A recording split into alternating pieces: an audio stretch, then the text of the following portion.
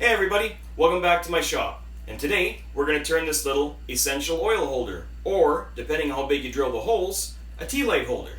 Now please remember, this is not an instructional video and is meant for entertainment purposes only. Your safety is your responsibility. You know, my fiance's been waiting for me to turn this for quite a while now, so let's get started.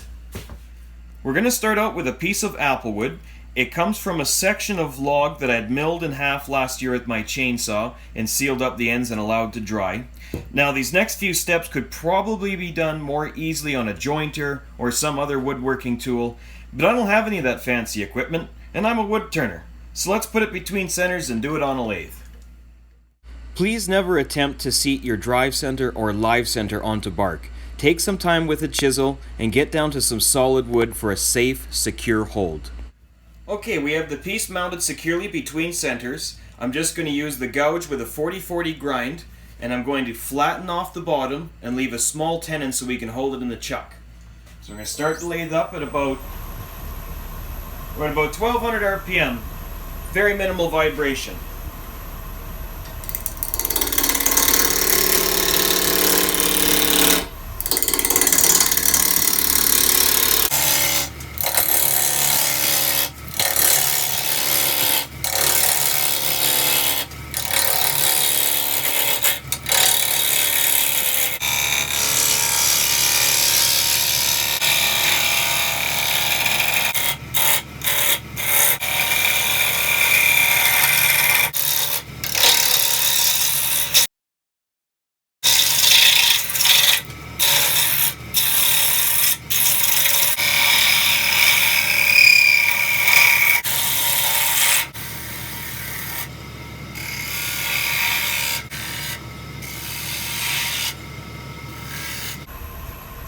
I'm just going to do some shear scraping with this swept back grind.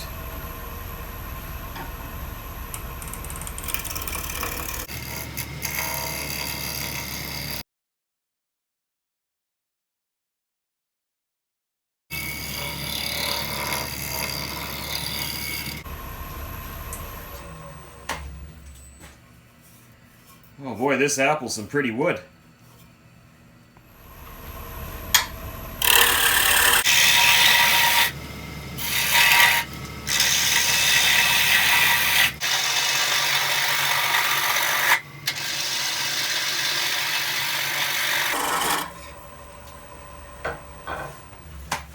I'm just going to leave this little nub in place as a center reference point in the future. Okay, we have the piece reversed in the chuck. Now we're just going to flatten off the top. Lathe about 1300 RPM.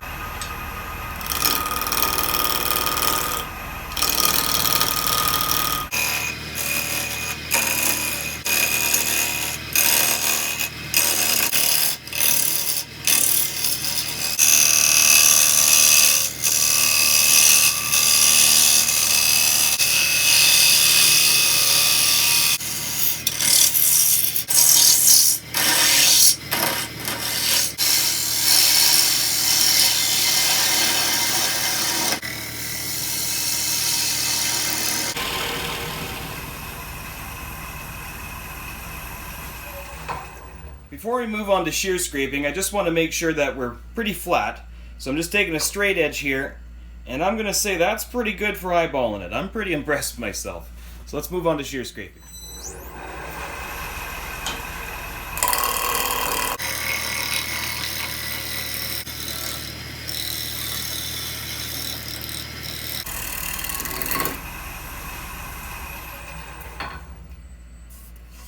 Yeah, that's pretty good. We'll move on to sanding. I'm just sanding this piece with 220, 320, and 400 grit sandpaper, and I'm sanding straight back and forth lengthwise with the grain. Next we have to remove the tenon, so I brought up a waste block with a foam pad glued to it, and I'm just going to use that nub we left on the back side of the tenon to line everything up. Before I go too far, I'm just going to mark out where I want the feet to go of this piece, using the rotation of the lathe to index them.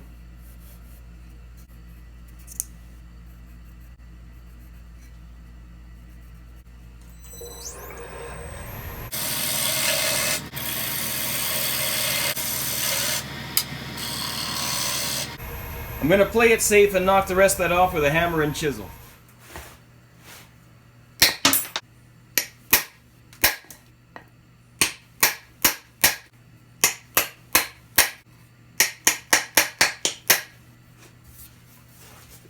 We're over here at the drill press. I've marked out where I want to create the holes to hold the essential oils. And there's two types of essential oils in two different sizes. So I'm going to make two different sizes of holes. The smaller ones on the row with 4 and the larger ones on the row with 3. Now I don't want to mark up the surface here, so I'm going to be careful and try to hold the piece by hand while I drill. I suggest if you're doing this though, don't attempt this. Clamp it down and take it the safe way. So let's get her lined up and drill the big ones first.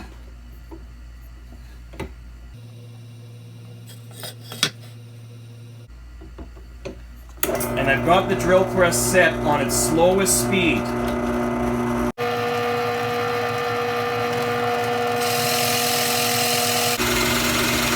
And I'm just going to drill until that black line on the top hits the surface of the wood.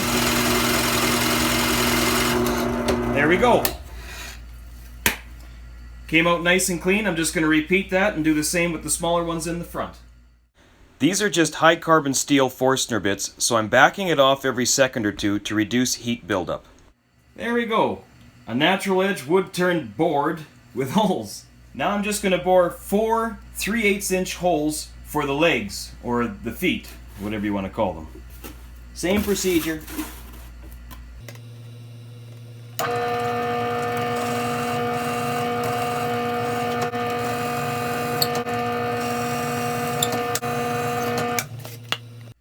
Okay, the top's mostly complete. I just got to sand the very bottom of this. I'll do that off camera, and right now we'll move over to turning the legs. I'm going to use rock maple for the feet, and I'm going to keep the shape really simple. I've already got marked out the main transitions, and the most important thing I have to take note is that the overall height comes out the same for each foot. So, let's give her some shape. Starting out at about 2600 RPM here.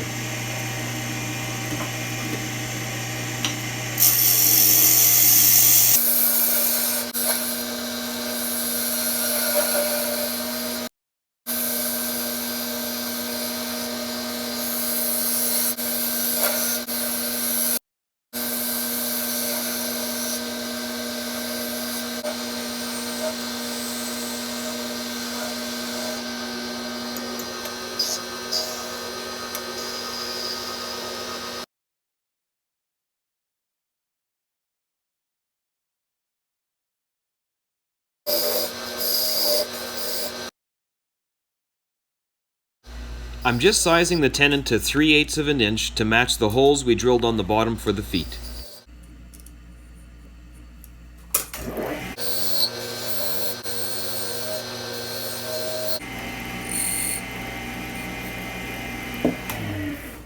Okay, now I can sand it. I'm just sanding through the normal grits, and I've turned the lathe speed way down so we don't burn up that sandpaper. To part this off the lathe, I'm just going to use my parting tool followed up with my skew chisel.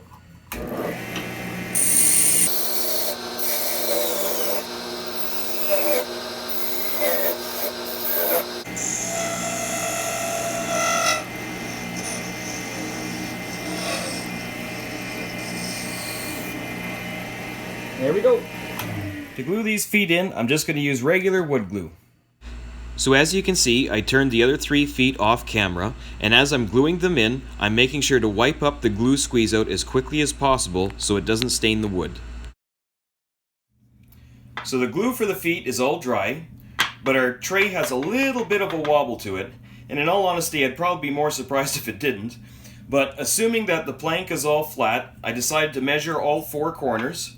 And I've noticed that this corner is just over 1 millimeter higher than all the other 3. So I'm going to start sanding the bottom of that foot down a little bit until this sits nice and flat.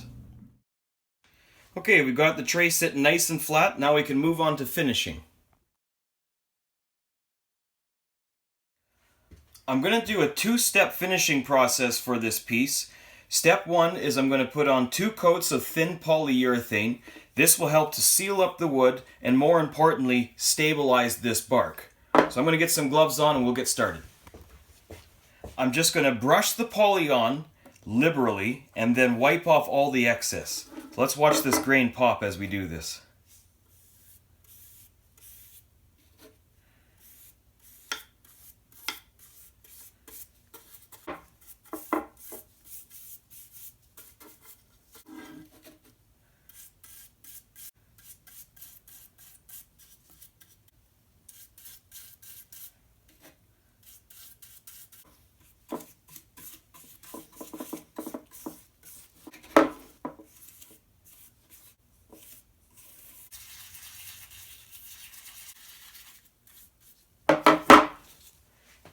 I'm going to wipe the finish away with a white paper towel, not a blue shop towel.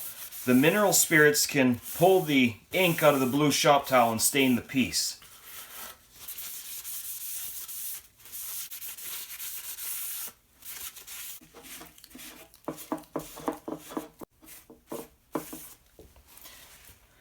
There, I'm going to let this sit for about 3-4 hours before I put on the second coat. So I've got 2 coats of polyurethane on the piece now, and the finish has fully cured. So next I'm just going to take some 4/0 steel wool and lightly buff the surface, and then I'll top coat it with some beeswax thin 50/50 with mineral spirits. Always use eye and respiratory protection when working with steel wool. To apply the wax, I just rub it over the entire surface and let it sit for a minute or two. Then I buff it vigorously to generate a bit of heat, which will drive out the remaining mineral spirits and polish the wax up nicely.